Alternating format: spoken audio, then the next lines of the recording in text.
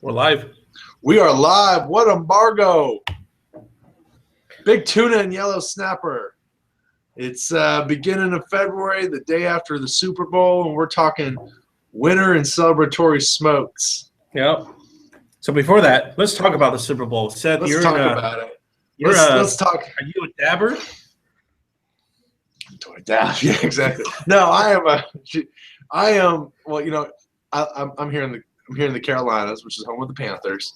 And I'm a Panther fan. I love the Panthers. I'm a Bills fan first, but it's hard not to get excited by their season. I think everybody wanted to dab. But as I was telling you, man, when you see a man like Peyton Manning who might retire, and this is his opportunity to go out at the top, it's hard not to cheer him on. It's hard not to want that man to go.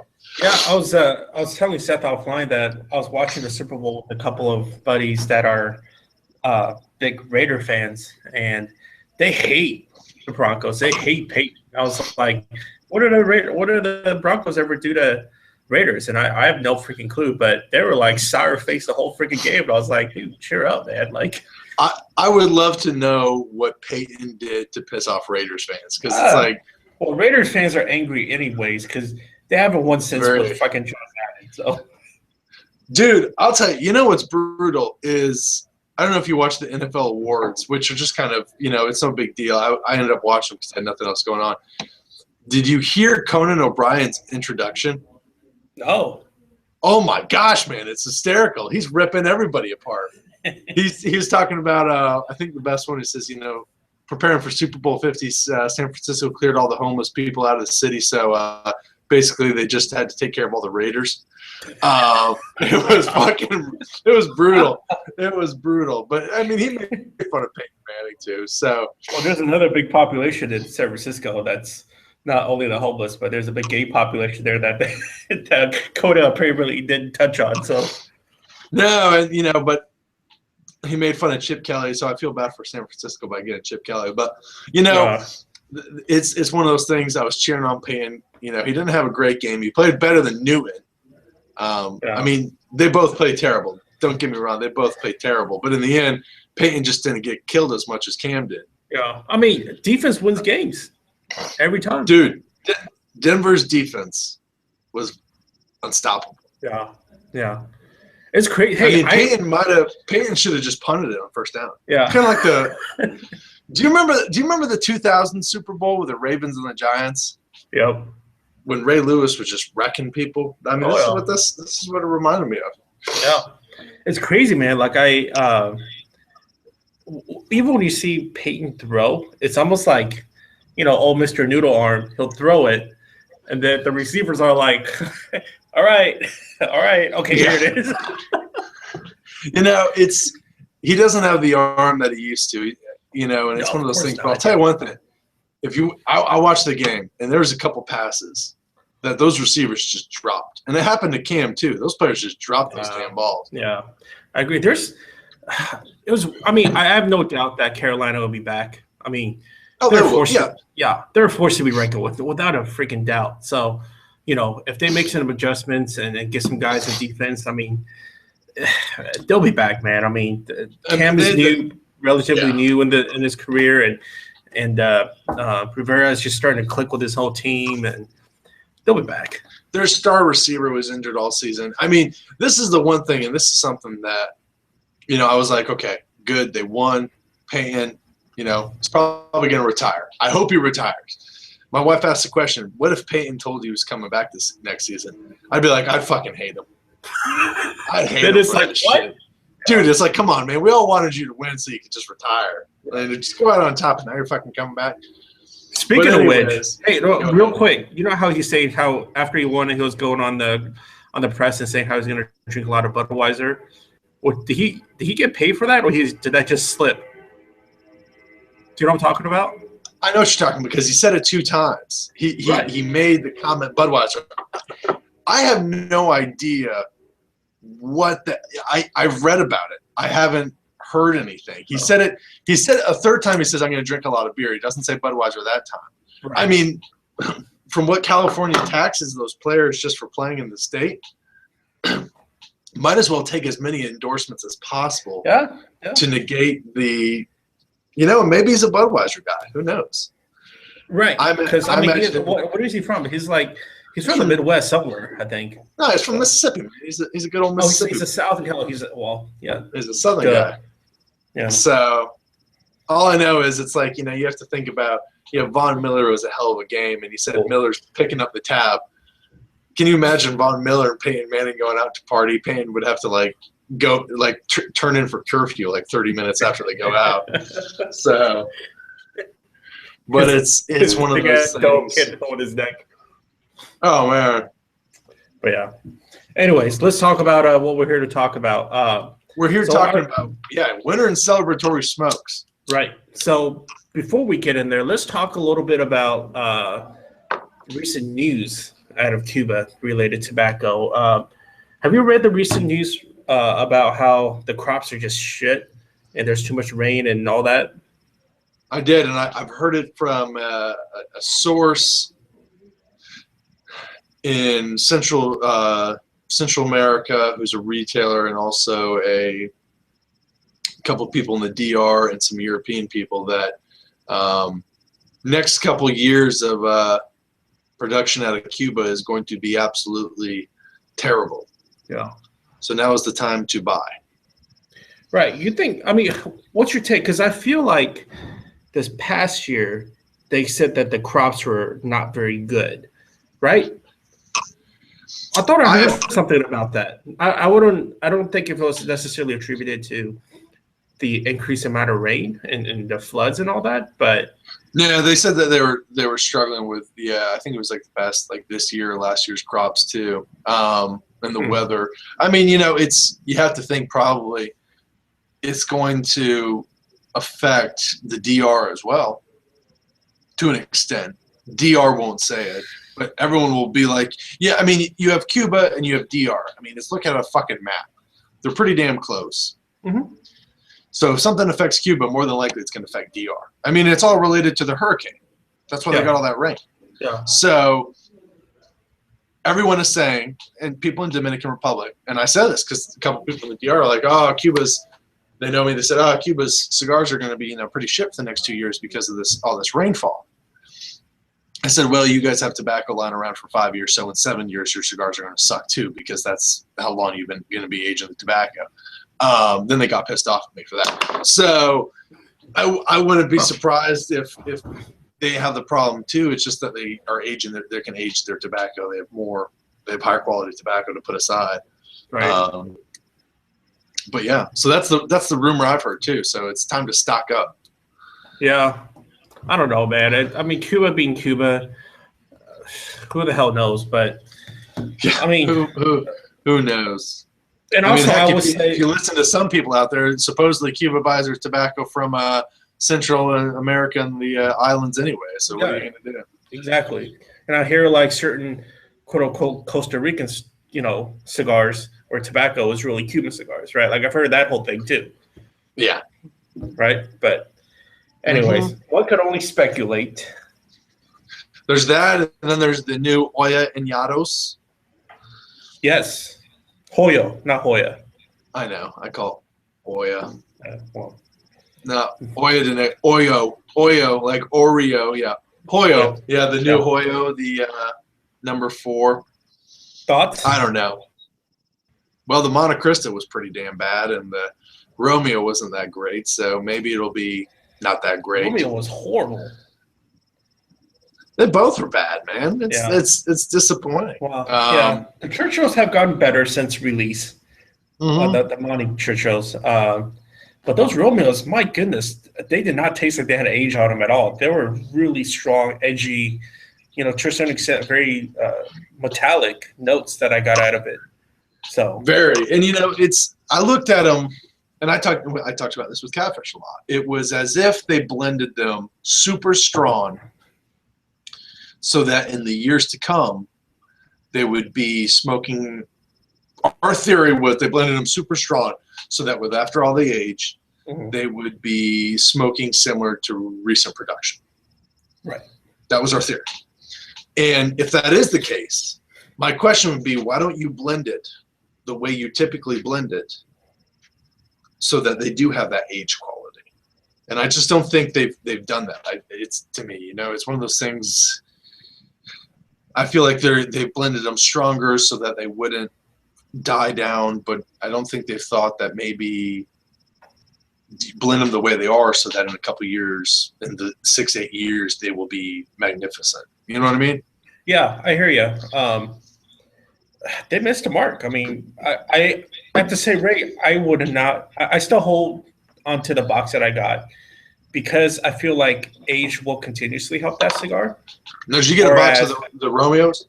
Yeah, I got a box of both. But with the Romeos, I felt like because it's still such a it's a pretty robust, edgy, there's still harshness, definitely, for sure. Because of all those things, I feel like it will do well with additional time. Whereas the Monty Anejados, I'm smoking all those right now because I really don't see that thing turning another corner getting better. Like, I almost feel like they perhaps wait a little too long to really stab guy. Yeah, it's one of those. I have probably around 5 each just in a humidor aging, sitting aside. I wasn't going to touch them for a couple of years. I love the size of the Monte Cristo. I love that Churchill size. And it's a shame that it doesn't, as I said to Catfish, imagine smoking that and having it smoke like a really great 8-year-old Monte Cristo. Mm-hmm. It'd be phenomenal. Yeah. It'd be one of the best Churchills. Yeah. But it just doesn't. And that's total damn disappointment. Yeah. I mean, so I guess to that extent, I'm not all that excited about the Hoyo Anejados. I mean, when I see Hoyo in general, and my taste buds always prove me wrong. But when I think Hoyo, I don't think that I want to buy them. But we talked about this on the show before, that when we do smoke, fairly recent production Hoyo, meaning stuff that's within the last 3-4 years ish, we both really enjoy them. Love them. Right, the Epicure line, the Deluxe, the LCDH stuff, even the Double Coronas are great. I mean, for such a big cigar, it keeps your attention the whole time with great flavors. So, yeah, I don't like the Petit Robustos, but you're dead on with everything else. Yeah, I totally agree with you on the Petit Robustos. I should sell those. So, but with the Anejado program, just based upon the Monte Cristo, where I felt like it was kind of on its way down in terms of flavors, and the Romeo, which I feel like it's not yet, it should have had more age on them. I don't know. It's all over the map. Like, especially typically with Habanos, SA comes out with something and it's their quote unquote original release, it's pretty darn good, right? And that's usually the ones you want to buy. But given their track record of those other two, I don't know, man. I mean, I'll seek out 2 or 3, but I'm in no rush to buy them. And they're not going to be selling hot by any means. So no rush at all. No, I think most people are probably in the same pool that we are, that the Montes and Romeos are what they are. No one's going to rush to get those Hoyos, which is a shame. And it's a shame that they haven't succeeded with it, because I think it's a really cool, it's a great concept. I just think they failed to deliver it. It was to me, it was always it was a very non-Cuban approach, and they probably should have had a non-Cuban helping them out with it. What do you mean by that? Non-Cubans, non-Cubans, the tobacco's really aged. They age them for a longer time in the cedar rooms before they release them. Never aged to like this extent of having the cigars rolled and aging. But Cuba's known for it's fairly recent. It's not that mature. Especially when you start talking about your limitadas, which they're like, oh, it's aged 2 years. And you're like, when you smoke non-Cubans and you realize that a lot of your tobacco's already been aged like 5-6 years, you can see the difference. I'm not saying that the non-Cubans are better because of it. I'm just saying there's that balance there. That maybe if they thought about or spoke with some people in Nicaragua or the DR about, okay, this is our concept. Blend it how it is so that it ages longer. You know what I mean? It's like they didn't even take into account the fact that don't blend it to be super strong, blend it to be what it is and let it age. Right. Yeah. No, I could see definitely validity to what you just said. And in terms of concept, great concept, because, most of us that buy, especially vintage boxes, it's all about your vendor, right? Like, because the big unknown is how was it stored within all those years at the mature level it's at, right? Exactly. And if you have someone like Habanos SA that comes out with these things, you just put faith that they had it in the right proper environment for it. Did they? Who knows? I don't know. I smoked them. Yeah, did they? I don't know whether it be a function of the original blend or a function of aging too much. Who knows? I just know that the cigars I tasted were not very good, and that's all I really give a crap to judges by my taste buds. So. Yeah, it's if I could buy a Mani Añado versus a Mani Petit Mundo, I'm gonna go with the Petit Mundo. Exactly. If I'm gonna buy a Romeo Añado or a White Churchill, I'll go with the White Churchill. Right. And it's probably gonna be the same case with the Hoya. Yeah. So. But they're special, and that's what those are, and it is what it is. It's by the way, I am not happy with this hard to find shit. Like, it annoys me, man. Like, I think about all the cigars that I really amped to buy this year. That's on this, that's rolling out. Yeah. It's all with the freaking red band on it. The RE band on it, or it's got some fancy schmancy anniversary band on it. Got me that double band, bro. Right, like and that's exactly what Habanos SA was. It's for us to focus on buying up that kind of stock. So, you smoked a Bushido, right? Not yet. I'm still at that. Yeah, I got a box of those, and I wanted to give it a couple more weeks on it because they travel for like a month or so. Yeah. So I want to give it some good time on it. So yeah, maybe that's something that we throw a review up on for. So. I mean, it's when it comes down to, I just did an order where I just got some HM number 2s, some Ramon Iones Small Club Coronas at a great price. Those were on iHavanas for like $90 a box or something. Maybe it's $99 a box. Yeah, they just came up. They just had put up their February specials, I think. So yeah, it's Valentine's Day. Treat yourself. And you're like, skip the roses. Yes, skip the roses. You don't need no roses. So yeah, we chase down the double bands, and more often than not, I find comfort in the regular production. I do too, way more often than not, because, like, let me give you an example. This past weekend, Super Bowl weekend, had a good amount of double bands, right? So let me see. Let me look through what the hell I smoke. I smoked way too many freaking cigars this past weekend. No such thing, right? But I smoked a lot. Super Bowl Sunday, you got to smoke the best stuff. I smoked Honeyberry Backwoods all damn day. Right on. I smoked some Camel Crushers. It was delicious. What? Well, the first one I had was golfing on Saturday and had the 98 Punch SS number 2. Delicious. I still have that. I need to smoke that. Yeah, delicious freaking cigar. This is the only regional that within all the other ones that I smoked that I thought was worth it. My buddy and I, we smoked the Bolivar Regional Canada Simones. Is that the 07? The Simone? Yeah. Simon? That's it's a little like Robusta, right? Hermoso number 4? Yeah. That is a fantastic smoke. It's incredible, and it was incredible when it first came out, and it is even better now. It says almost as if Simon Bolivar was butt fucking you when you smoked that. Yeah. That's how good it was. Totally. Sorry, it sounds like 901 talking. Yeah, I should have swallowed some of that smoke, if you know what I mean. Say what? Oh, October 09. But so that was incredible. And it sucks because those boxes are selling for like damn near $700 a box now, or even more.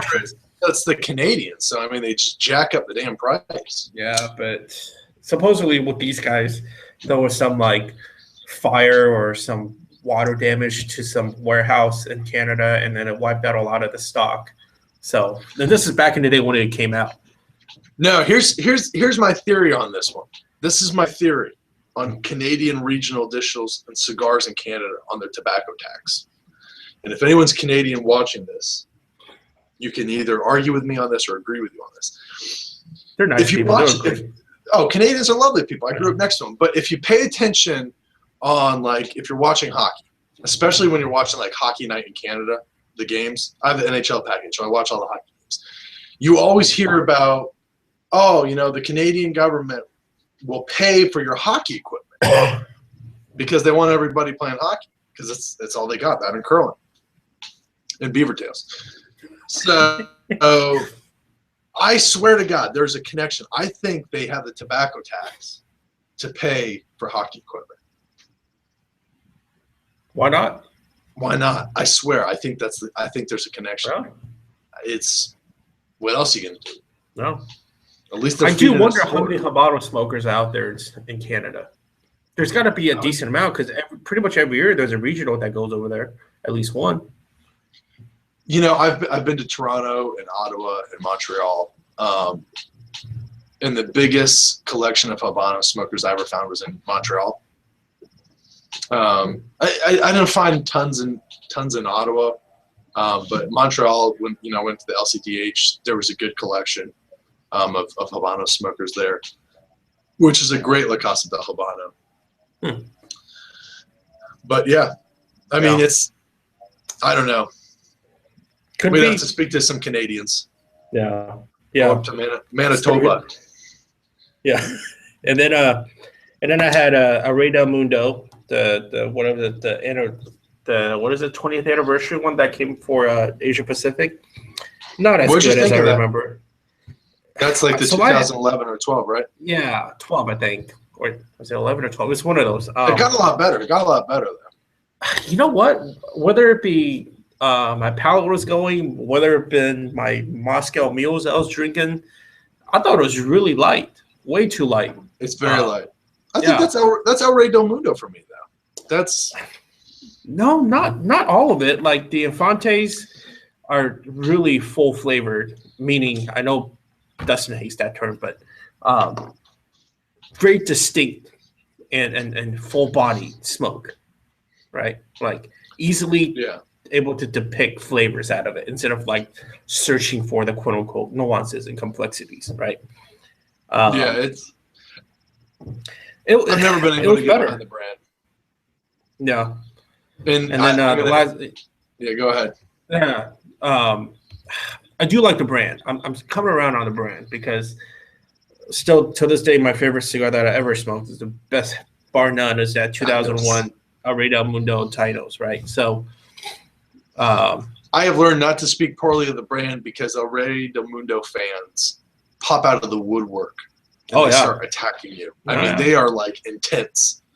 Those guys are covert, zero dark 30 motherfuckers that like you speak one negative word and they just pop up. Like Kate Dorsey, you can bash it all day, no one's gonna fucking say anything. But El Rey del Mundo, you say one thing negative on the internet, shit. Yeah. You just got like hacked and your credit cards got stolen, something. Dude, speaking of El Rey del Mundo, the Petit Robustos, the Spain regionals, I think they made like 7,500 boxes of 10. And still, it's hard to get them. Like, once that one comes out, it just gets nabbed like crazy. Bullshit. Like, and they made 7,500 fucking boxes. Spain is crazy with their regional editions, man. Those guys go to the works. Yeah. And I'm gonna be there in June. Nice. I'm gonna be in Spain. For what? For like a secret project or something? Yeah, I'm walking the El Camino de Santiago. Oh, so I'm gonna walk that, and I'm gonna find my way. nice. I'm gonna find my way to get some regionals in España. Yeah, do it, man. Find them all. Find those old school boulevards. Find those Por Laranagas and Legendarios and all that shit, man. And then last but not least, I had another boulevard from '09, but this time it was the Benelux, the Fabulosos, I think it's called. It was okay. Oh, Bully. Yeah, I think I've had that one. Yeah, I think I have those.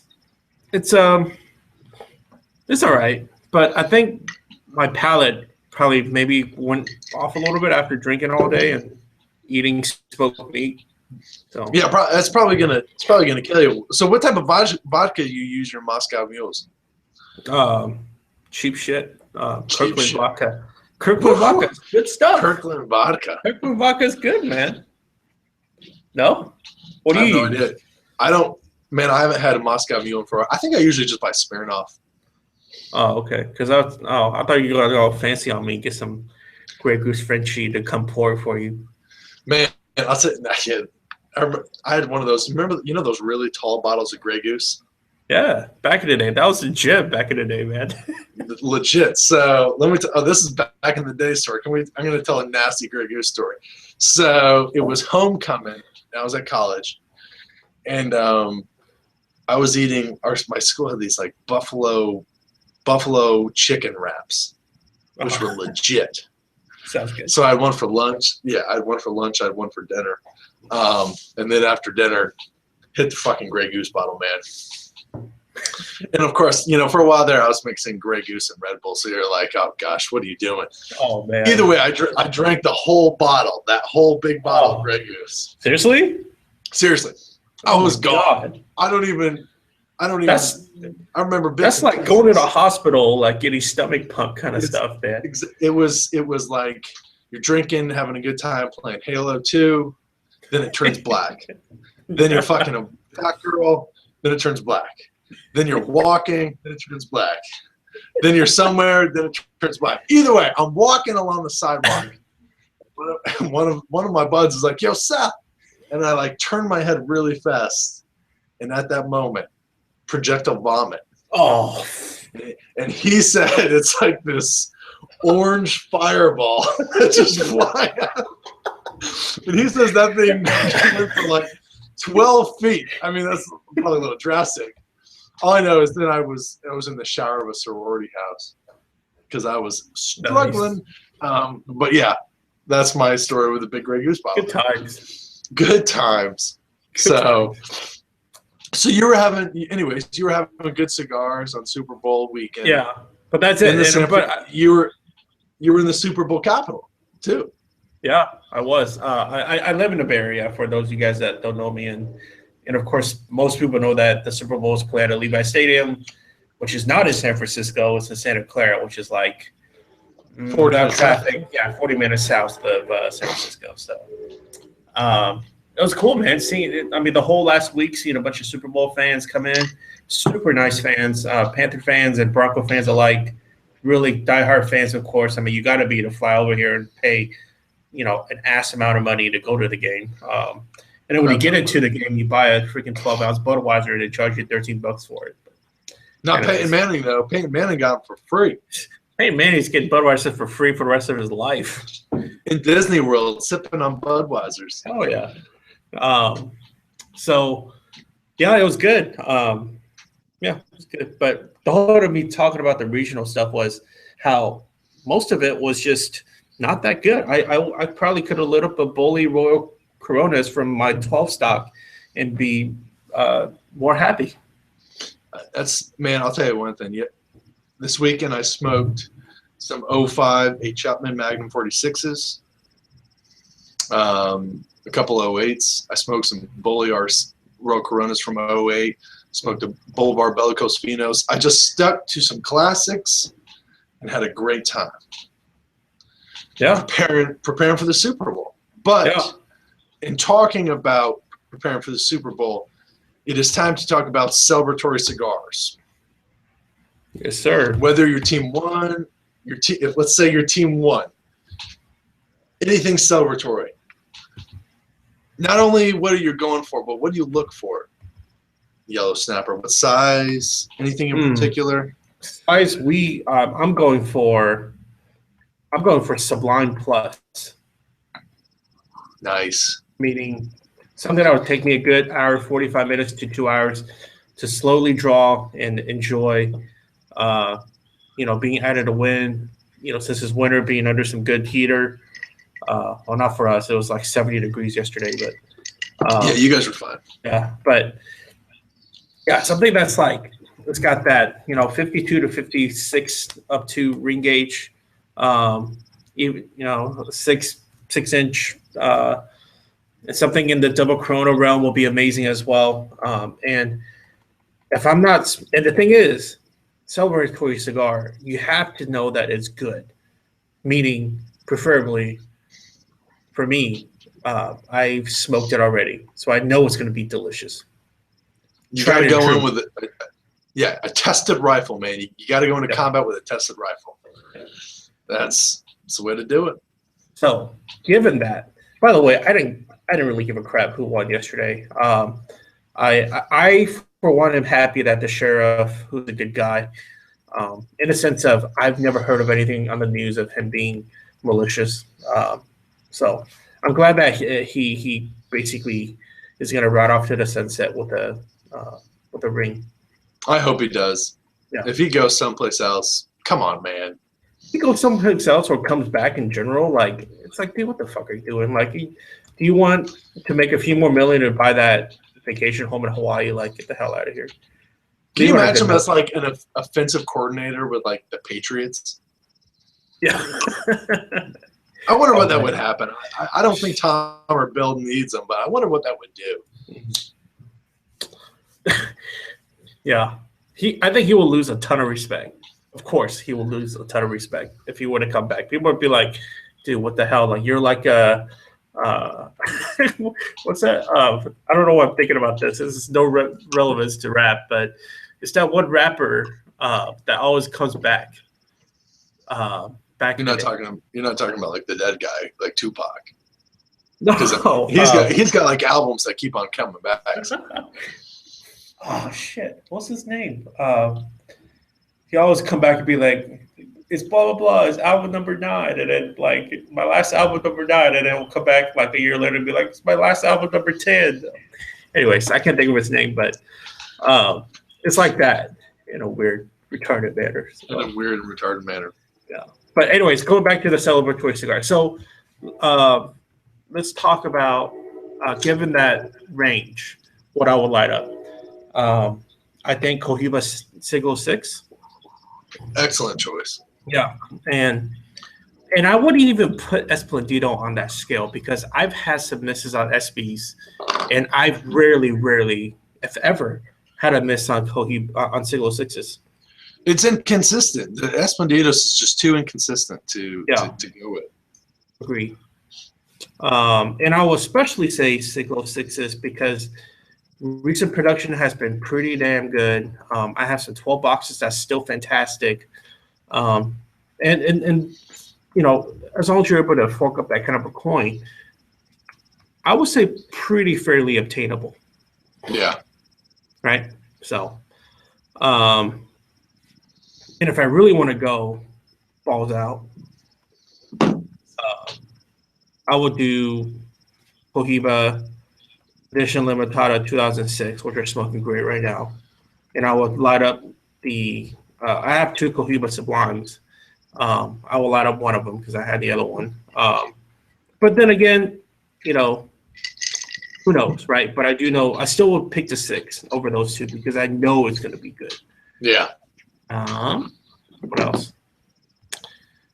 So stepping outside of the Cohiba realm, Edmundo Dante Conde 54.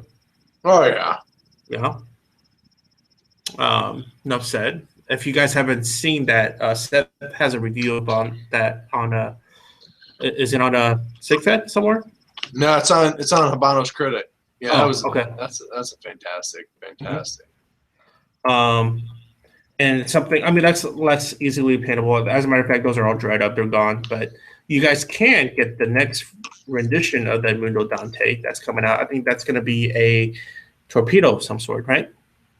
I think so. Yeah, that's the word on the street. Yeah, supposedly this year release, but Cuba being Cuba is probably not going to be another year and a half. So, Connie A, something going back to something more readily available. Connie A's been fantastic and firing on all cylinders. So. That's an interesting choice. I mean, I want to go with it, but it's an interesting choice. It's a good one. Yeah. I think about some other bigger marcas like Monte Cristo. Monte Cristo, I wouldn't touch any of the LEs because the Sublimes are fading. Yeah, the 08s have lost. A couple years ago, I'd say yes. 08, yes. Yeah. Speaking of which, if you guys ever, those Sublimes, when they do come out and sell, they're still hiking up to like bullshit, $40-$45 a stick. So save your money.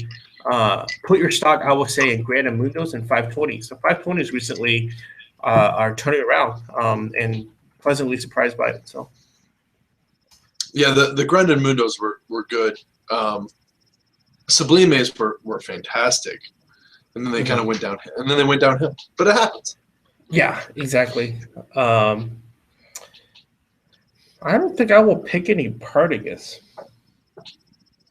Maybe a Lusitanias, if it's a good 08 one. Yeah, there you go.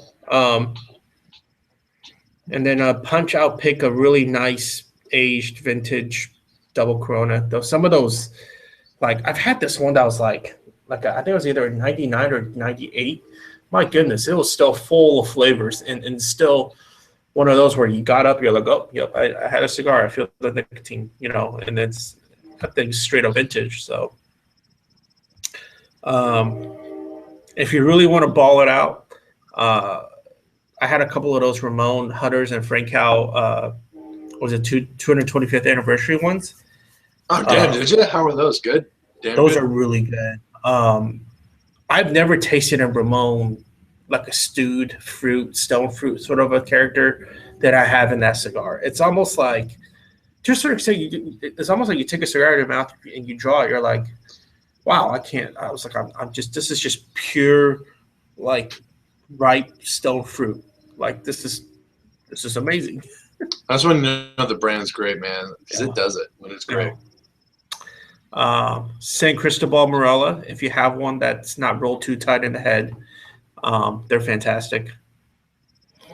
And then you can't give up Vegas Ravina. You got to give it up to the grandfather, Cuban tobacco. So Don Alejandro, without a doubt, Don Alejandro. And some of the Canadian releases for Ravina is pretty darn good too. They're not ready yet. And namely, when I'm talking about that, I'm mainly speaking of the 15th Anniversario. Yeah. And I'm also speaking of the Petite Ravina. Both are for Canada. Yeah. That was a good one. Yeah, those are really good. They still got plenty of legs, I feel like. I mean, I lit up one of those Petite Robanas like, 3 months ago or so. And they got strong tobacco in that thing. So quite a good amount of Lajero in that thing or something in there. So, I mean, I know I kind of went through the gamut of different markets, but those are my picks. That's a good picks, man. Yeah. Those are solid pick. I mean, you're right. Any Mundo Dantes, if you got them, great celebratory cigar. Can't go wrong with it. Yeah.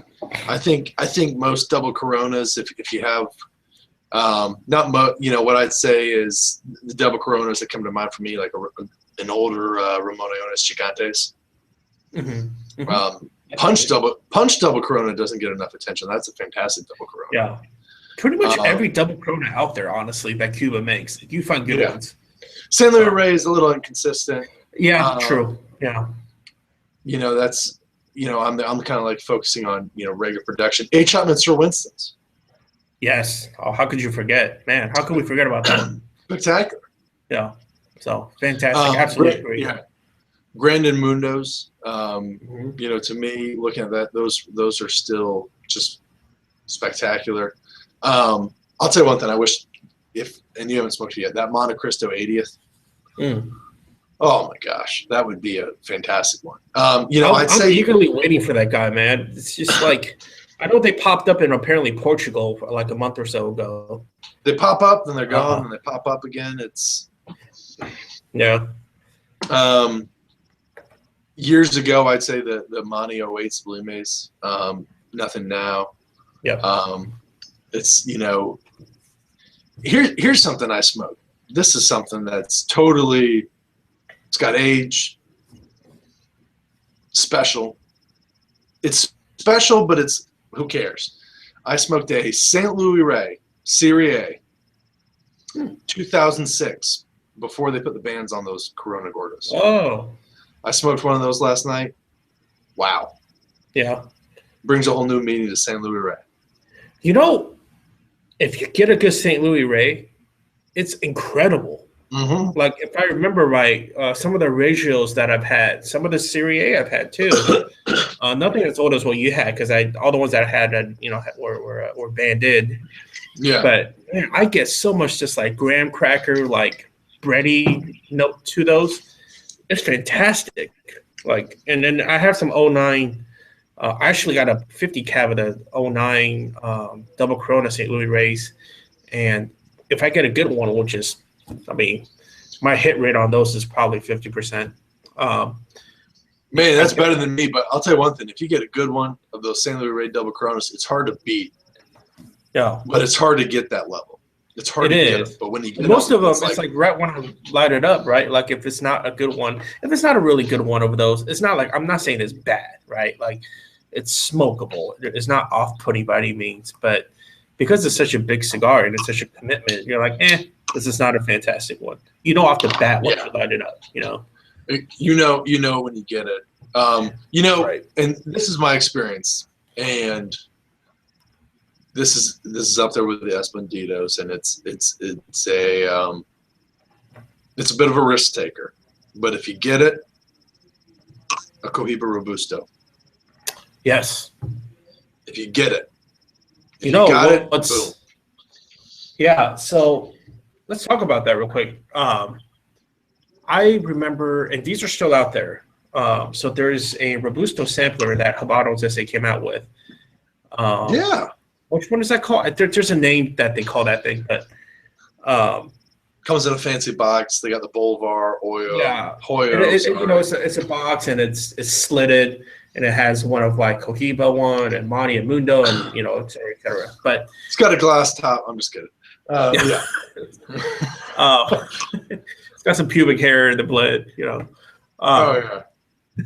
But they have so these are still out there because as expected, not many people buy this pack, but they have some, and I had one from, I want to say 2004, and in which all the cigars in there, of course, is from 04, and I remember smoking that Robusto, Cohiba Robusto.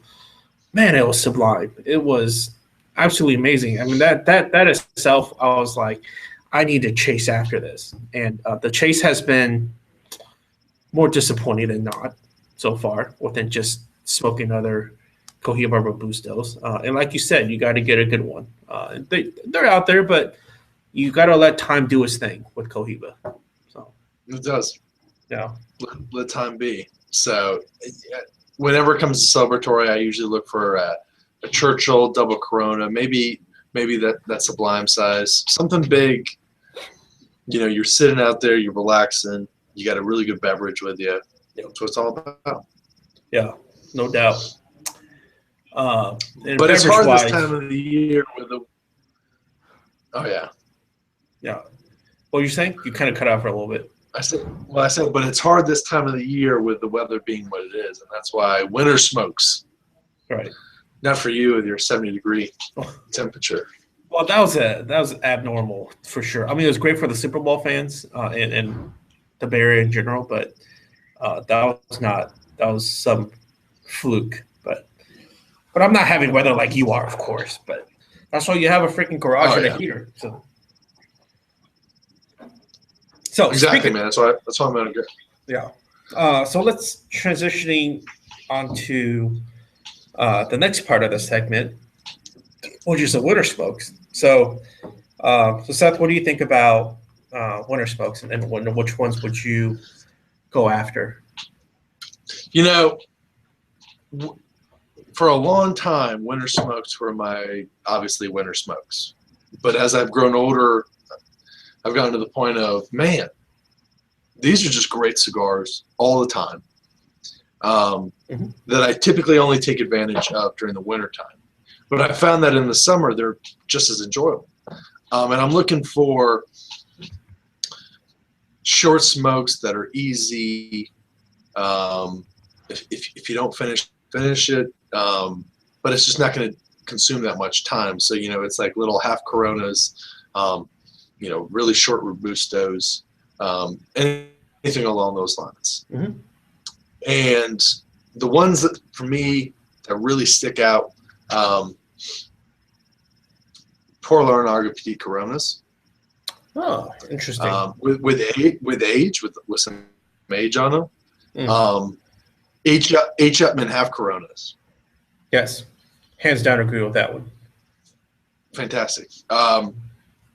Another one with age is a Bali Petit Corona or a Corona Junior. Yep, for sure. Partagas D5. It's a little bit bigger, but it gets down in that area. It's also a little bit more expensive. But San Cristobal Principe. Oh yeah. That's probably my number one right there. Those are, to me, winter smokes. It's one of those. It's not like I'm feeling it, but it's like I want to enjoy a cigar. I just don't want to go out there and freeze my ass off or anything like those. Those are what I stick to. Yeah. Yep. Agree. Except for the PLPCs. So I got those. So this is one of the first cigar boxes I ever bought. It was a box of 2011. The Pour Larnaga Petit Coronas. And granted, I haven't revisited them in probably 4 years. But when I first got them and I had them, dude, the plug rate on that was horrendous. So I've never had that problem, but I have heard of people who have. But I'll tell you one thing: if you are, it's a great price for the cab of 50. So I typically, I have an 07, which I have never touched. It's just sitting there. But I have a recent production, which is like 13, which I was like, I'm just going to dig into it. And it's smoking fantastic. It's got that shitty Pour Larnaga band on it, which makes it even more legit. I love that though, man. It's great. That's the way it's made. I just love the flavors that come out of that brand, especially with the Petit Corona. Just floral and just complex. And I know some people love it, some people just hate it, but that's just that's a great winter smoke for me. Yeah, definitely. I would also put on there. I mean, this is definitely pricier because you're getting into Cohiba territory, but Siglo ones are good. Siglo ones, I have some 12s that are smoking really great. I had some 14s like 3-4 months ago. They still had had a young tobacco bite to them, but the core flavors are still there. But then again, mostly if I think about any Cohiba, it's not something that I would be okay with pitching. If I really did freeze my ass off right. So, but it is a short smoke. That's enjoyable. Yeah, Siglo ones. I like Siglo ones, and you're right. It does need a little age, but I'm gonna be honest. There's something fun, and I may piss off some people about this. There's something fun and entertaining about smoking a young Cohiba. Yeah, how are you going to know unless if you smoke it and you gauge it? I mean, it's just you can smoke it. You're like, man, yeah, I can see this is that Cohiba. I can see it's going to be great, but man, there's a little bit of rawness to this youth. Feel like a bad boy smoking it. I should just be more mature and let it aside. But that's just the beauty of Cohiba. Right. I love smoking young, being a bad boy. I mean, I mean, granted, there's some boxes out there where I just don't touch after I get them, but I actually, when I could get to them, I really enjoy getting just proper humidity time to just acclimate back from the shipment, and lining that up. Or else you seriously would have no idea doing it. And I don't care what brand you're talking about, you should do it. Yeah, smoke them. Right. See how they are. Yeah. So have some fun with it. And especially the fact that within recent production, within the last, I would say, 3 years or so, that recent production has been pretty good. So. Yeah, no, I agree with you. I agree with you 110% that they have been on the money for the youth that they have with them. Mm-hmm. How do you feel about Monty number 4s? I think I read somewhere that Monty number 4s are the top selling cigars in I think either Spain or all of Europe. So yeah, Monty number 4s I've never really gone behind. I know it's a classic. I know it's like the most popular worldwide cigar. Something like that. Yeah. But it's just I've never really been able to get behind it.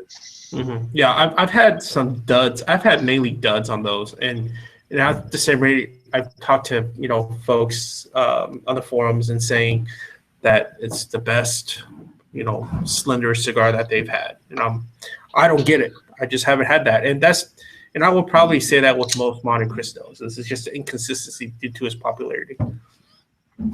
I think the best slim stuff they ever did was the Connoisseurs for Partagas. Yes, I just had one of those actually over the weekend. Yeah, I know you did.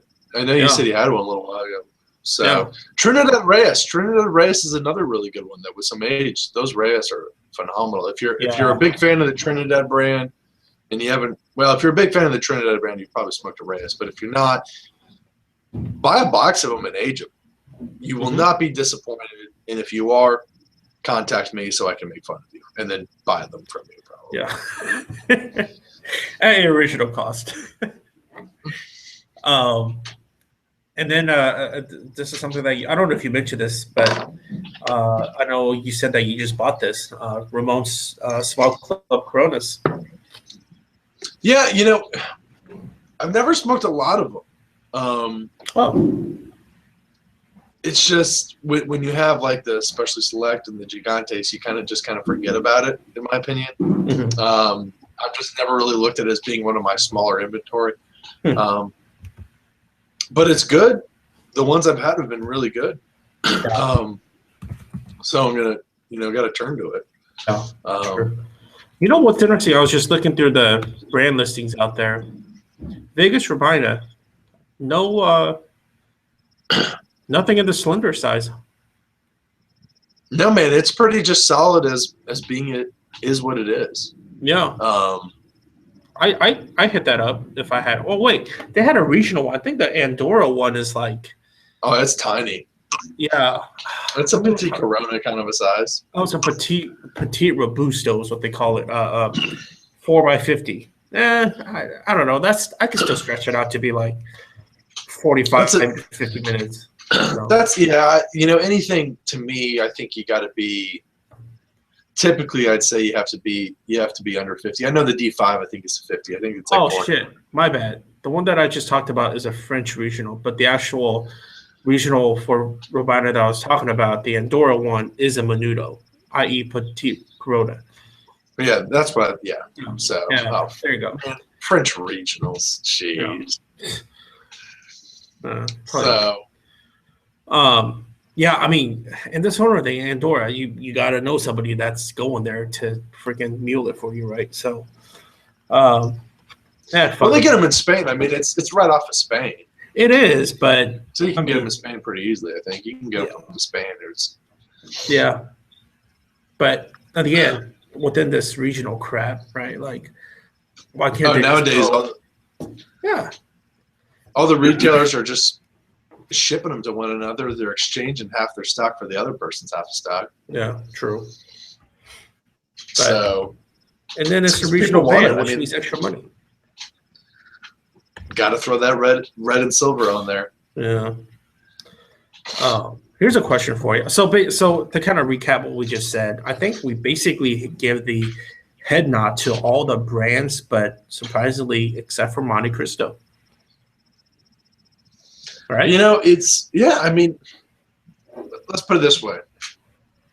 I look at it like this. Monte number 2s is the most famous Monte Cristo, without a doubt. Mm-hmm.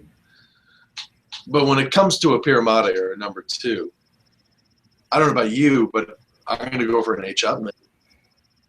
Or, I'm going to go another direction. I'm not going to go with a Monte Cristo. No. I hate it. As a matter of fact, I probably had 10, 15 Monte 2s in my life so far. None of them has been the so-claimed milk chocolate bomb that I hear about when you get a good Monte or whatever the fuck that means. And I don't care. I don't want to search for it because I know that I could get like what you're saying about a Upmann number 2 or Boulevard Bellicoso Finos, and I could get that 90% hit rate on those, and I'll be plenty happy. Oh yeah. So yeah, it's the only Monte that I typically I know a lot of guys are big Monte Edmundo fans. To me, the Edmundo is too light. It doesn't have. It's got some good flavors, but it's not really that mind-blowing. And then the double Edmundo is basically just a double Edmundo. It's really, to me, it's not that spectacular. But the Petit Edmundo, I feel, has a little bit more oomph to it. I think there's something present with the Petit Edmundo which separates it from a lot of the other Monte Cristos. Yeah. And I love that. I love that cigar. Yeah, exactly. And I think there's guys who really love the Petit Edmundo who just don't really care about the other Monte Cristos. And I know some really big Monte fans. Like I have a buddy who's a huge Edmundo fan who hates the Petit Edmundos. He's like, no, it's too much. I'm like, see, I think the Edmundo's too little. That's a good point you bring up, Seth, because I was going to ask you, do you think that's a function of us enjoying some of the non-Cuban cigars out there, especially out of Aganorsa and just in general reviewing and smoking non-Cubans and running the gamut of what's going on in the non-Cuban market? I think I think that there's part of that. I think that there's just a little bit more, I don't know, to me there's a little bit more flavor, there's more body, which I think the American market kind of tends to gravitate towards anyways. Mm-hmm. So I think that's a part of it. It's the other day I was smoking that Boulevard Corona Gigantes. I had 2 of them, so I smoked a Boulevard Corona Gigantes one night. Then the next night I smoked that El Huehuense Churchill. Different sizes, but it's even a Boulevard compared with the El Huehuense was not as full in the body, not as, I wouldn't say, they were both flavorful, but just very different levels. El Huehuense had more flavor and body than the Boulevard did. It made the Boulevard seem milder. Way milder. Not even comparable, dude. Yeah, way milder. When you think of Boulevard, you think, okay, it's got some body behind it. Mm-hmm. And then when I smoked them one after another, it was just night and day. And it's funny because when you think of El Huehuense, especially if it's been dry boxed a little bit and it's been sitting a little bit, it's still not as full bodied as a lot of other stuff. Mm-hmm. But I think the Petit Edmundo, I think they threw something. I've always been told that it's a different blend than the actual Edmundo. I could taste it. And it's based on taste, I will. And it's fuller. I even think James Suck years ago said that the Petit Edmundo is actually fuller and it's a different blend than the Edmundo. My taste buds do that. Yeah, and I just think to me, that's why I think it's better. Yeah. But maybe that's why it does better in some markets versus other markets. Yeah, that's a good comparison, dude. I got to do that one of these days.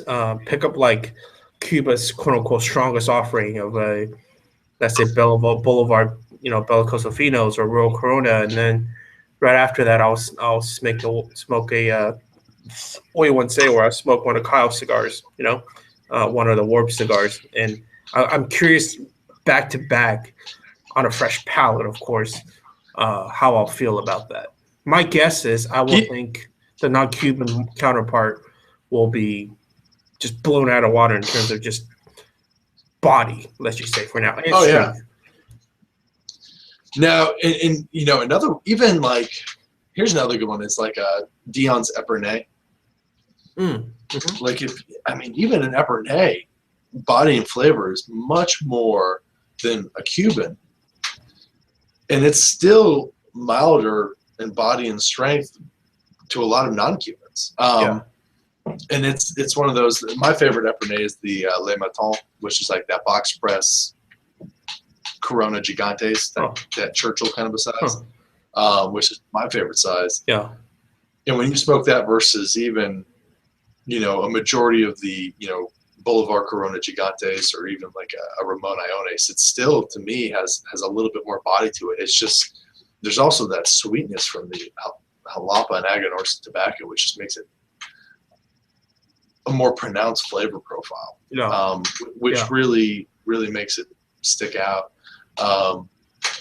which is fun. Yes. So it's my always thing is just smoke like a Partagas, Ramon Iones, and a Bolivar, and then smoke a non-Cuban, you know, Aganorsa, whether it be like a Warped or El Wawense or a Dion or even a Casa Fernandez stuff. And there you go from there. Yeah. Yeah, that's a great. You talk about like a nice, you know, 3-4 course dinner, right? And the progression you go through. That's a perfect progression to get through to end a great day. So. Oh yeah, you know, it's funny though, because it's like, you know, if you think about it, it's like when I was at Cigar Safari in Nicaragua, you know, you're drinking that Nicaraguan coffee in the morning. I was like the first one up. At the pool, drinking Nicaraguan coffee, smoking Liga No. 9s. Nice. And you just begin your day full tilt. Oh, I love it. And that's the way to do it. And I mean, I sent you. I know I sent you like a whole handle non-Cubans. Yeah, you sent me a ton of crazy, like hard to find looking, like ridiculous stuff, man. I don't even know half the stuff you sent me. Oh yeah. And to me, like that's some really good non-Cuban stuff, which is just like no one probably cares about. But no one, I'm on a total different level than a lot of the other non-Cuban stuff. So I'm interested to hear your feedback on that stuff. Yeah, definitely. I know we're going a little over, but I did want to ask you this. I've been thinking about within the, you know, shorter smoke segment. What about cigarillos? I don't go down that road. I don't either. I just why don't I? Why don't we? I have no. You know what? This is when I was on my honeymoon in Antigua. We had a driver whose name was Sylvester, and he was like this big black guy. I mean, this guy was awesome, and we basically kind of, I don't know. I feel like I reserved him for the whole week, and he just drove us around the whole friggin' island whenever we wanted to go anywhere. And he smoked those Cohiba cigarillos. Yeah.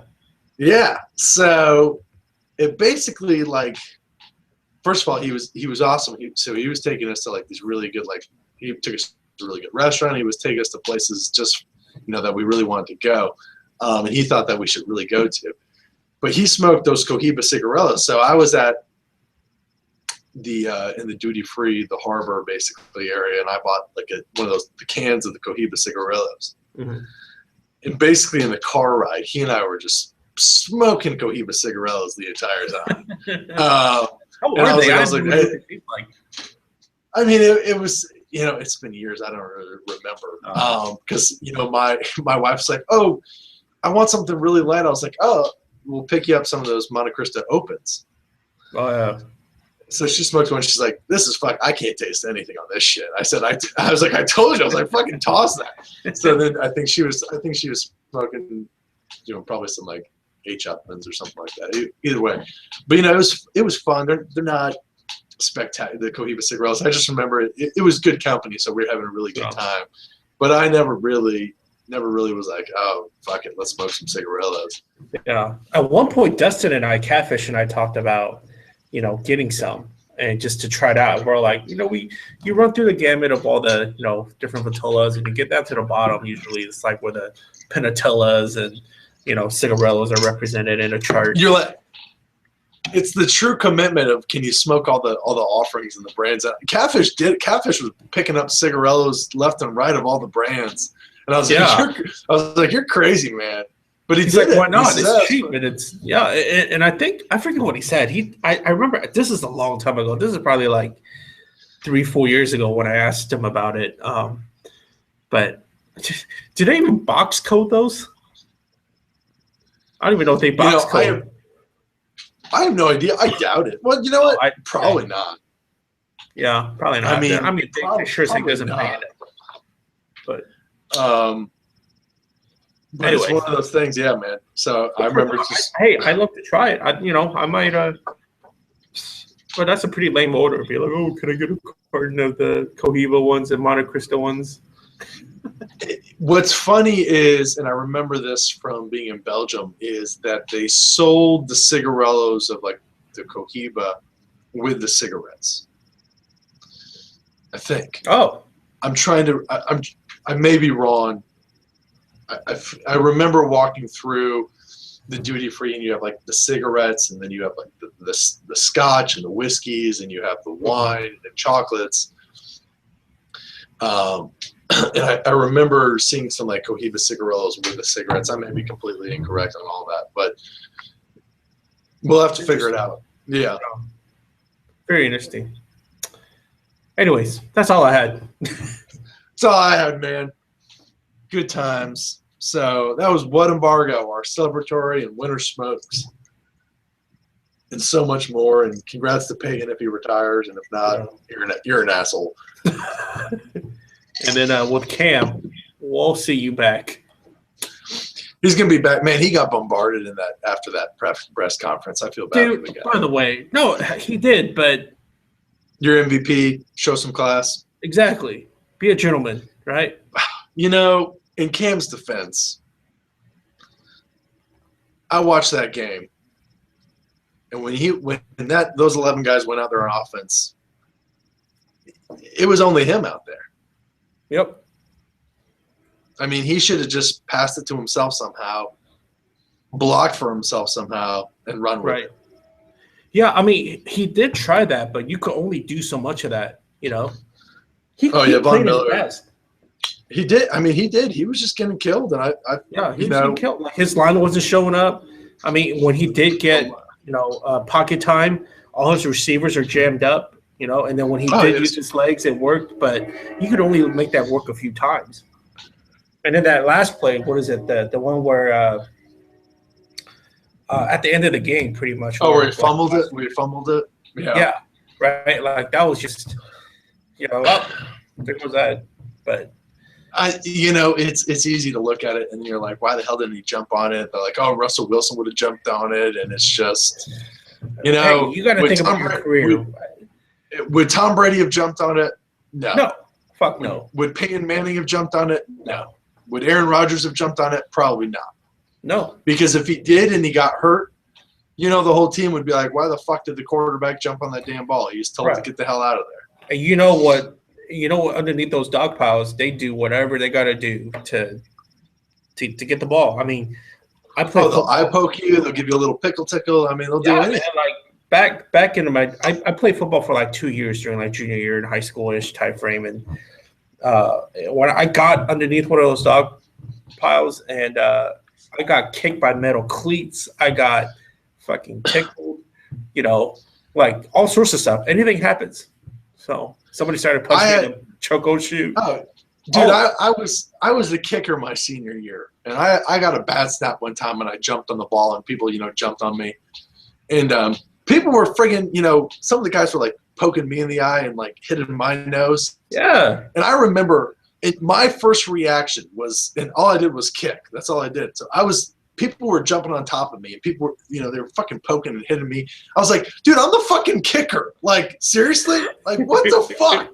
Like, what are you doing to me? It's not like I'm the quarterback or a running back. I'm a kicker.